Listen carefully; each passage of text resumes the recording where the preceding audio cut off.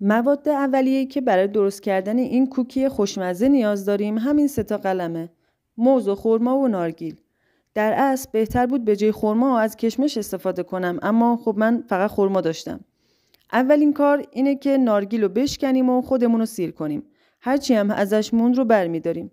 حالا که سیر شدیم مغزمون بهتر کار میکنه و میریم سر وقت خرما و به تیکه‌های کوچیک‌تر برش میدیم تا بتونیم به جای کشمش ازش استفاده کنیم.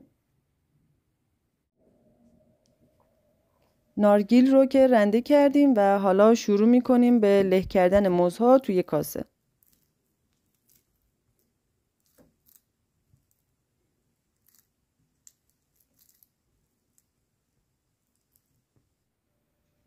موز رو که کامل له کردیم، حالا هر 3 تا موادمون رو با هم قاطی میکنیم.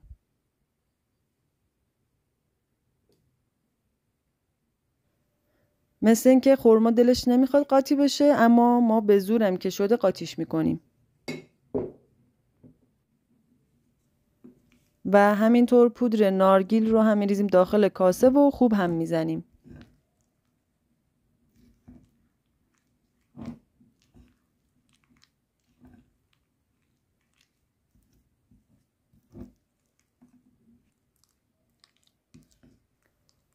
الان این خودش به یه غذای خیلی خیلی خوشمزه تبدیل شده. از همینجا هم میتونیم از ادامه کار انصراف بدیم و بی خیال درست کردن کوکی بشیم.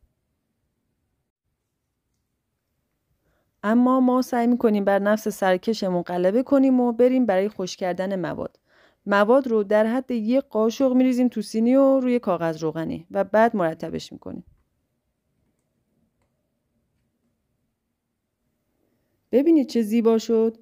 اگه به نظر شما زیبا نشده، سعی کنید نگاهتون رو زیباتر کنید، چون من بیشتر از این بلد نیستم. درش رو هم میبندیم و میذاریم 14 ساعت با دمای 40 درجه خشک بشه. و این هم وضعیت کوکی ها بعد از 14 ساعت.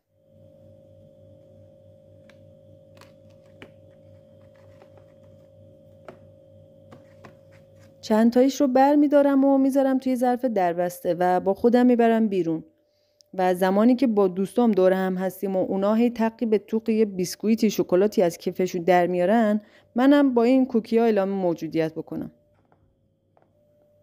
این کوکی ها به هیچ وجه حرارت ندیدن، فقط در اصل توسط باد گرم آبشون گرفته شده و خشک شدن مثل لواشک.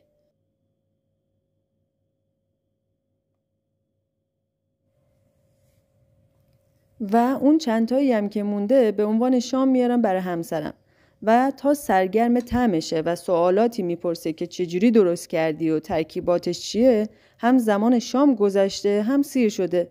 دیگه از شر درست کردن یه غذای پخته راحت شدم. یه قاشق کره بادومی گردویی هم اگر دارین در کنارش باشه دیگه بهتر از این نمیشه.